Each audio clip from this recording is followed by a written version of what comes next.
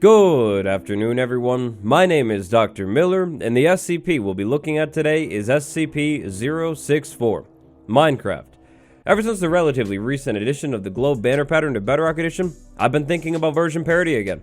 It happens every time. Brand new Minecraft update, brand new opportunity for even more version parity. In today's video, we're going to take a look at some features that I think are long overdue for Bedrock Edition. Hopefully they can finally make it into the game with the 1.19 update. If you play Bedrock Edition, what is the single Java Edition feature that you would like to have the most? Drop that down in the comments below. While you're headed down there, make a quick stop at the like button, subscribe if you're new, enjoy the list. Let's kick off today's list with maybe one of the biggest ones. This one is super useful. Bedrock Edition highly deserves it. So right now I'm on Java Edition, I'm exploring, I'm having the time of my life truly, just looking around, now I'm digging. I have this map that I've been trying to fill in, and look at me, overachiever, I've fully filled in it, and it's great. But wait, I found a cave system right here, and it's kind of dark in the spot. I would love to actually be able to light it up, but maybe even light it up and mine things at the same time. Not a problem. Torches in the offhand, pickaxe in the main hand, I can mine, I can place a torch down, I can mine even more, I can put another torch down. It's really nice. If I really wanted to show off right now, I could actually switch over to this tulip, put that in my offhand, then put the dirt in my offhand, then put the sand, then put the andesite, then put this tulip back. That's some big flex right there. Over on Bedrock, and essentially the same update here, the offhand slot is completely different. So thankfully it does exist, so that's a start, but when it comes to the actual use of the offhand slot, we're way more limited. Thankfully, things like shields and Totem of Undying can actually go in the slot. A map can actually go in the slot as well, once you've created the map, but aside from that, that's basically it. The offhand slot on Bedrock Edition is long overdue for a buff. This is definitely one of those things that, once you start using it, like, you can't go back. It's completely life-changing.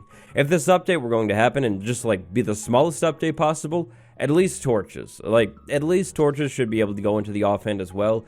But hopefully the offhand slot could be made identical to the Java Edition one, because how it works on Java is so nice.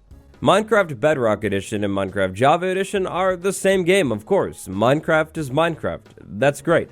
These two versions of the game have some pretty major differences. Some of those differences will probably never be smoothed over. For example, redstone just works completely different basically, and certain farms, they work completely differently as well. One thing that could definitely happen that would make bedrock farming a little bit easier is entity cramming. Entity cramming is really nothing new at all. It's been around on Java Edition for a really long time. Entity cramming is this interesting mechanic where you take an entity, then you take even more of those entities, by default 24 of them, start adding even more into there, like 25 and 26. The game is going to try and take out some of the other entities, because the space is full. It could sound a little bit confusing, but basically, check out this hole. I have this hole, I filled it with a ton of cows, like so many. I could keep adding cows to this thing forever, and really nothing's gonna happen. The cows are fine, perfectly existing in there, even though the space is really full, and there's definitely not any room for anything else inside of that space. If I move inside of the space, nothing happens to me too. It's fine. You can have an infinite amount of entities, theoretically, in one single block on Bedrock Edition. If you don't think about the mechanic too much, it might sound like kind of a terrible thing. I mean, why would you want the game to just automatically take things out for you? However, if we take that mechanic and then put it into a farm, you get something amazing, like a cow crusher. On Java, cow crushers are one of the best food farms in the game, and they're insanely easy to set up. From a logical standpoint, entity cramming just makes sense. I mean, how many things can you really fit in one spot?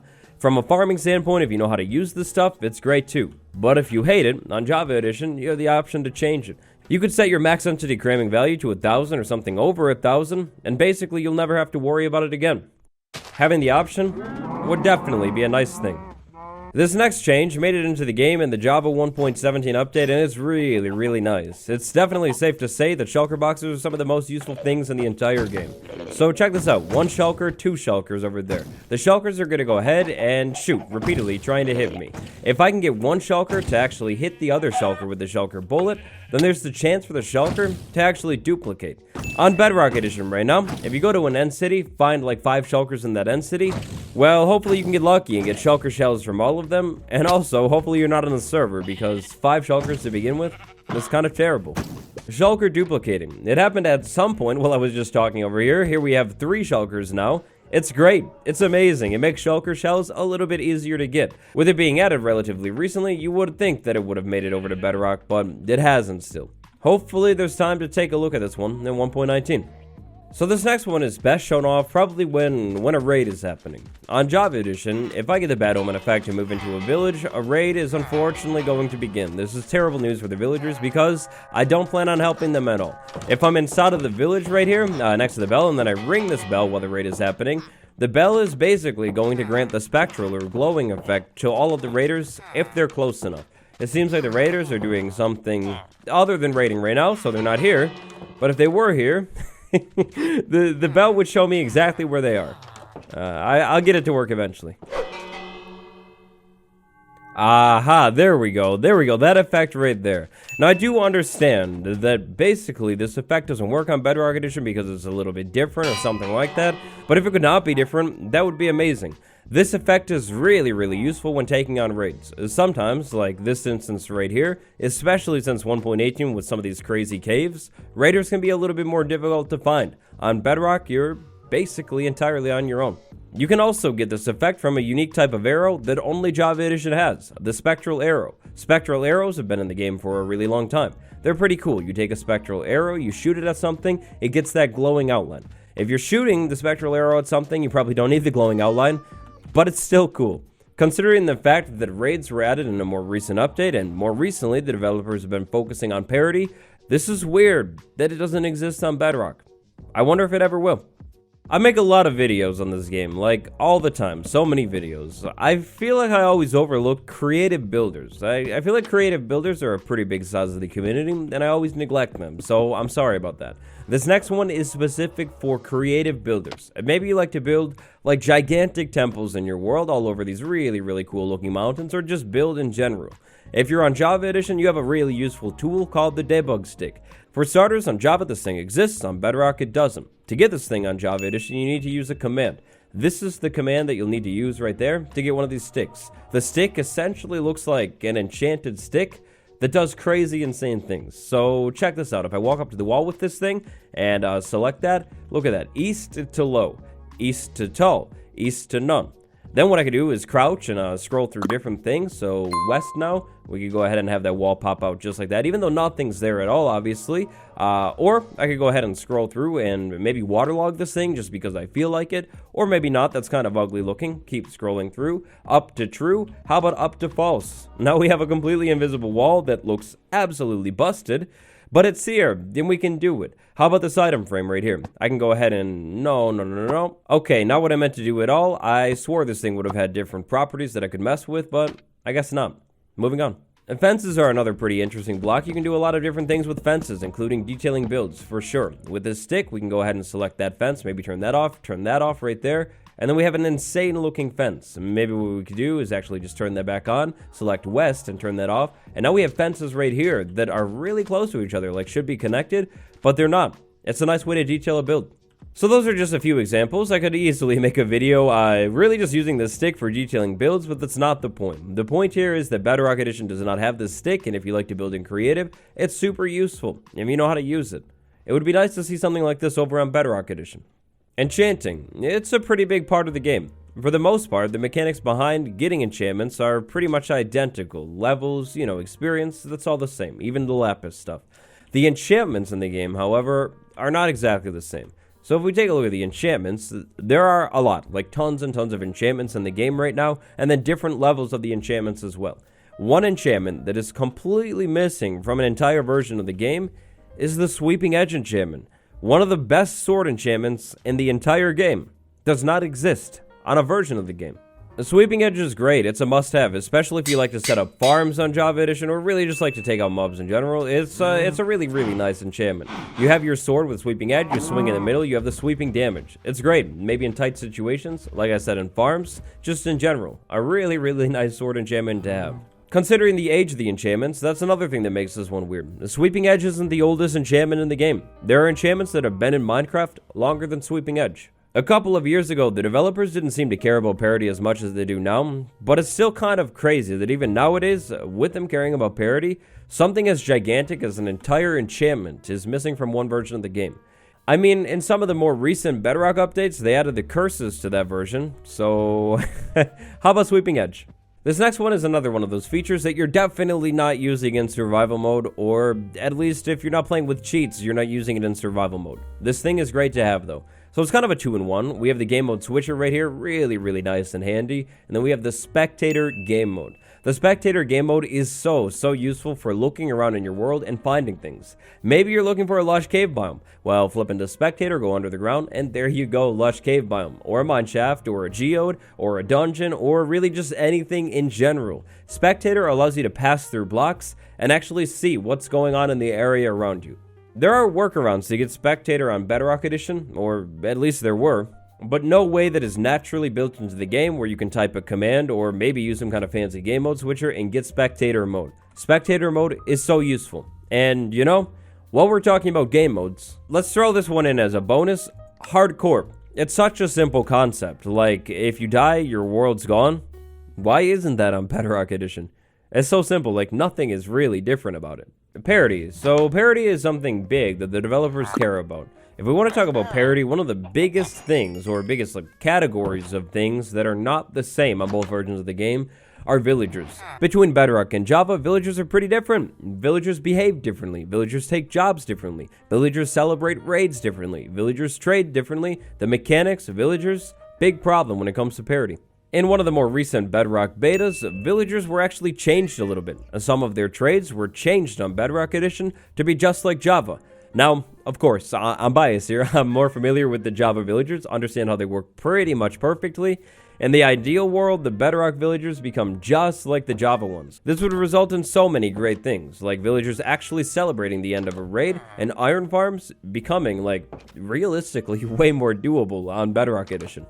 Villagers and how they work in general are probably set for a while, but there are certain mechanics tied to villagers on Bedrock Edition that definitely still need some working out. 1.19 might be the perfect time to smooth them over. And since we threw a little bonus piece in with the last one, let's do it again on this one. In 1.18, meadow villages were added to the game. Villages can generate inside of meadow biomes. Every biome that has a village in the game has a unique version of that village other than the meadow version. This is on Java and Bedrock Edition. This needs to be fixed. 1.19. If we were to put the parity differences between Minecraft Java and Minecraft Bedrock into an iceberg chart, this next one would be like right in that top tier, tip of the iceberg, a very known and obvious one, and it's huge. With the addition of the globe banner pattern, finally, in one of the more recent Bedrock betas, maybe this one has a chance for 1.19. I mean, they're working with banners. This works with banners exactly. So check this out. We have a map. We use it on the banner. Boom. There we go. We're on Java Edition. It's on the map right there. We can undo it like that. Easy as that. Really nice. This is a great way to mark things on a map. Like this village that I just found a little while ago. I mean, look at how beautiful this thing is. This is practically breathtaking here. Because I have the banner marked on the map, I'm never going to forget where this village is. Now, of course, different banner colors in the world will correspond to different banner colors on the map. So you have 16 different options. But really, you have infinite options because you can also name the banners, mark them on the map, and boom, there you go. The banners have names on the map too, like Mike. I've talked about it a lot of people have talked about it a lot. Banner map marking. Amazing, so useful. 1.19 is the time, let's make it happen. 1.19, finally, after years of waiting, make it happen. Also, that idea of an iceberg chart with the parity differences, that's really cool too. Somebody should make one of those, and if you do, put it on the subreddit. I'll make a video on it. And here we are, almost at the final entry on the list today. Before I get to that though, I'd like to have an honorable mention right here. So, combat. Combat is completely different on both versions of the game. It's something that we've talked about a lot, especially lately. It's different. I didn't really want to occupy a whole spot on this list with combat because there's no chance that combat actually gets updated in 1.19. Whenever combat actually ends up getting updated again, almost for sure it will have its own dedicated update. So it can't really be in this list, but it is a mention. I do acknowledge the combat is completely different, and it would theoretically be nice to see combat being the same everywhere, just not in 1.19. Spot number 1, we've made it, the final entry today. So if you're a 100% survival player, this next entry is another one of those entries that you probably don't relate with or really care about too much. Commands. Commands have big differences on both versions of the game. One of my favorite commands the Java Edition has is the locate biome command. With the locate biome command, we can locate biomes, just like the command says. I can use this command, get these coordinates dropped in chat, easily teleport myself over to obviously the closest river biome in this entire area. That's going to be this spot right here. Clearly, it's a river with a lot of water. Here's a list from the Minecraft wiki of command differences, specifically commands that exist on Java Edition that do not exist on Bedrock Edition. Now, some of these commands will be existing on Bedrock in 1.19, and some of these commands exist in different ways, like the seed command. You can get the world seed on Bedrock, it's just not a command, but commands. Commands control the game and do useful things. There's no reason that commands should be different on both versions of the game. Okay, I take it back, I'm not a developer or anything like that. There's definitely a reason why commands would be different. You know, the game written in 2 different coding languages. Yep, that's probably a reason. But commands. There are so many different commands, and also, alongside that, so many different game rules that only exist on Java Edition that do not exist on Bedrock. Taking a look at this list and maybe taking some of them off of the list for 1.19 would be nice. Specifically, the locate biome command. The locate biome command would have been amazing for the 1.18 update when the new biomes were being added into the game so people could actually just find them easily. But I mean, that's fine. There will probably always be new biomes. Maybe in 1.19 with the addition of the new swamp and maybe a revamped birch forest, we also at least get the locate biome command over on Bedrock. That's it. Those are 10 of the many features Java has Bedrock doesn't that would be amazing to see in the 1.19 update. Now, if you're looking for one of the coolest seeds that I've ever seen, that's the seed right there, Java only. The seed is a Badlands biome with dripstone caves exposed to the surface all over the place, all over the side of this mountain, and then inside of the mountain we have gigantic dripstone caves biome. It's really cool. You should check it out. If you like the idea of a version of this video that is basically flipped, where we have Java Edition getting Bedrock features that it doesn't have, leave a like on this video. Maybe I'll make it. Big shout out patron gang, Gabriel Y, Sortiri, Fateful Grimoire. Thank you all so much for the support. Thank you all for watching. All of my links are in the description. Check them out. I'll see you tomorrow. This has been me. Goodbye.